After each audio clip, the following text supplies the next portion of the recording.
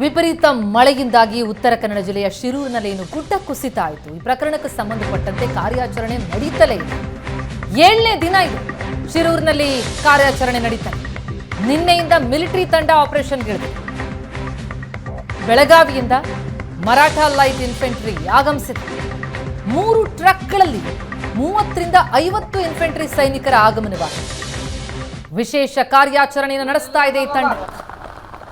ಗುಡ್ಡ ಕುಸಿತ ಆಗಿ ಅಲ್ಲಿದ್ದಂತಹ ಟೀ ಅಂಗಡಿ, ಇಡೀ ಕುಟುಂಬ ಎಲ್ಲವೂ ಕೂಡ ನೀರಿನಲ್ಲಿ ಕೊಚ್ಕೊಂಡು ಹೋಯಿತು. ಒಂದು ಟ್ಯಾಂಕರೇ ಕೊಚ್ಕೊಂಡು ಹೋಗಿ ನದಿ ನೀರಿನಲ್ಲೇ ಅಲ್ಲಿ ತೇಲ್ಕೊಂಡು ಹೋಗುತ್ತೆ. ಎಷ್ಟು ಜನ ಜೀವ ಕಳ್ಕೊಂಡಿದ್ದಾರೆ ಅನ್ನೋದ್ರ ಬಗ್ಗೆ ಸ್ಪಷ್ಟತೆಯೇ ಸಿಗ್ತಾ ಇಲ್ಲ. ಕಾರ್ಯಾಚರಣೆ ಮಾಡ್ತಾ ಇದ್ದಂತೆ ಗುಡ್ಡ ಕುಸಿತಲೇ ಇದೆ. ಹಾಗಾಗಿ ಬರ್ತಲೇ ಇರುವಂತಹ ಮಳೆ, ಕುಸಿತಲೇ ಇರುವಂತಹ ಗುಡ್ಡ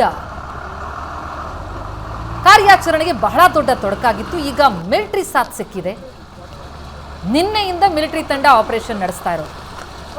3 ಟ್ರಕ್ಗಳಲ್ಲಿ 30ರಿಂದ 50 ಇನ್ಫೆಂಟ್ರಿ ಸೈನಿಕರು ಬೆಳಗಾವಿಯಿಂದ ಮರಾಠಾ ಲೈಟ್ ಇನ್ಫೆಂಟ್ರಿ ಆಗಮಿಸಿದೆ. ಶಿರೂರಿನಲ್ಲಿ ವಿಶೇಷ ಕಾರ್ಯಾಚರಣೆಯನ್ನು ತಂಡ ನಡೆಸ್ತಾ ಇದೆ. ಉತ್ತರ ಕನ್ನಡ ಜಿಲ್ಲೆಯ ಅಂಕೋಲದ ಶಿರೂರಿನಲ್ಲಿ ಗುಡ್ಡ ಕುಸಿತ ಆಗಿತ್ತು. ಈ ಗುಡ್ಡ ಕುಸಿತ ಸ್ಥಳದಲ್ಲಿ ಈಗ ಕಾರ್ಯಾಚರಣೆ ಮಾಡಲಿಕ್ಕೆ ಮಿಲಿಟರಿ ತಂಡ ಕೂಡ ಈಗ ಆಗಮಿಸಿದೆ. ಬೆಳಗಾವಿಯಿಂದ ಈ ಮಿಲಿಟರಿ ತಂಡ 3 ದೊಡ್ಡ ದೊಡ್ಡ ಟ್ಯಾಂಕರಲ್ಲಿ ಆಗಮಿಸಿರುವಂಥದ್ದು ನೋಡ್ಕೋಬೋದು. ಈಗ ನಾವು ಶಿರೂರಿನ ಪ್ರದೇಶದಲ್ಲಿದ್ದೇವೆ. ಸೊ ಮಿಲಿಟರಿ ತಂಡ ಆಗಮಿಸಿರುವಂಥದ್ದು ಬೆಳಗಾವಿಯಿಂದ ಆಗಮಿಸಿದೆ. ಸೊ ಅದರೊಟ್ಟಿಗೆ 2-3 ಜೀಪ್ಗಳು ಕೂಡ ಇರುವಂಥದ್ದು, ಅವರ ಅಧಿಕಾರಿಗಳು ಕೂಡ ಈಗ ಆಗಮಿಸಿರುವಂಥದ್ದು. ಇದೊಂದು ಮರಾಠಾ ಲೈಟ್ ಇನ್ಫೆಂಟ್ರಿ. ಸೊ ಈ ಲೈಟ್ ಇನ್ಫೆಂಟ್ರಿ ತಮ್ಮ ಮಷಿನರಿಗಳನ್ನು ಬಳಕೆ ಮಾಡಿ ಈ ಸ್ಥಳದಲ್ಲಿ ಶೋಧ ಕಾರ್ಯಾಚರಣೆ ಕೂಡ ಈಗ ನಡೆಸಲಾಗುವಂಥದ್ದು. ಸೊ ಈಗ ಸಾಕಷ್ಟು ತಂಡಗಳು ಇವೆ. SDRF ಇರಲಿ, NDRF ಇರಲಿ, ಹಾಗೂ ಕೇರಳದಿಂದ ಬಂದಂತಹ ತಂಡಗಳು ಕೂಡ ಇಲ್ಲಿ ಇರುವಂಥದ್ದು. ಆದರೆ ಈಗ ಹೆಚ್ಚಿನ ಕಾರ್ಯಾಚರಣೆ ನಡೆಸಲಿಕ್ಕೆ ಈಗ ಮಿಲಿಟರಿ ತಂಡ ಕೂಡ ಆಗಮಿಸಿದೆ. ಸೊ ಸುಮಾರಿಂದ 30ರಿಂದ 40 ಜನಗಳು ಈಗ ಆಗಮಿಸಿದ್ದಾರೆ. ಇಲ್ಲಿನ ಘಟನೆ ಸಾಕಷ್ಟು ತೀವ್ರವಾಗಿರುವಂಥದ್ದು.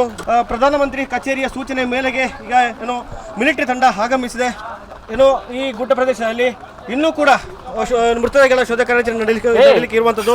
ಕೇರಳ ಮೂಲದ ಅರ್ಜುನ್ ಆಗಿರ್ಬೋದು, ಇಲ್ಲಿ ಸ್ಥಳೀಯರಾದಂತಹ ಜಗನ್ನಾಥ್ ಆಗಿರ್ಬೋದು, ಇಲ್ಲಿನ ಗಂಗೆಕೊಳದ ಲೋಕೇಶ್ ಆಗಿರ್ಬೋದು, ಹಾಗೂ ತಮಿಳುನಾಡಿನ ಸರವಣ ಆಗಿರ್ಬೋದು. ಸೊ ಅವರೆಲ್ಲ ಇಲ್ಲಿ ಬಂದು ಸಿಲುಕೊಂಡಿರುವಂಥದ್ದು.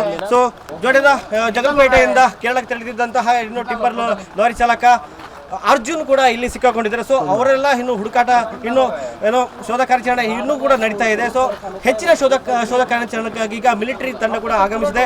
ಸೊ ಈ ಮೂಲಕ ಈ ಸ್ಥಳದಲ್ಲಿ ಶೋಧ ಕಾರ್ಯಾಚರಣೆ ಈಗ ಶೀಘ್ರದಲ್ಲಿ ನಡೆಯಲಿಕ್ಕೆ ಇರುವಂಥದ್ದು.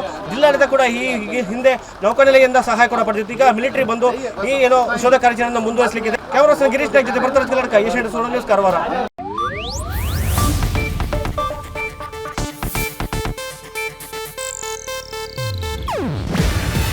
ಇದು ಏಷ್ಯಾನೆಟ್ ನ್ಯೂಸ್ ನೆಟ್ವರ್ಕ್ ಪ್ರಸ್ತುತಿ. ನೀವು ನೋಡ್ತಿದ್ದೀರಾ ಏಷ್ಯಾನೆಟ್ ಸುವರ್ಣ ನ್ಯೂಸ್.